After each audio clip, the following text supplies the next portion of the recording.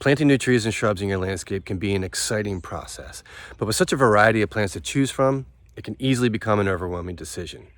A great way to keep it simple is by choosing native trees and shrubs. Now, these are the plants that are well adapted to your climate and growing conditions, and this can result in lowering your maintenance requirements, but all around just giving you a better chance for a thriving landscape. Now, more importantly, when you plant native species, you're providing a benefit to the local ecosystem. For example, there are many native insects and pollinators that rely on native plants to survive. And this is a great way to welcome them into your landscape. And in turn, this will actually attract more wildlife, such as native songbirds that feed on the native insects.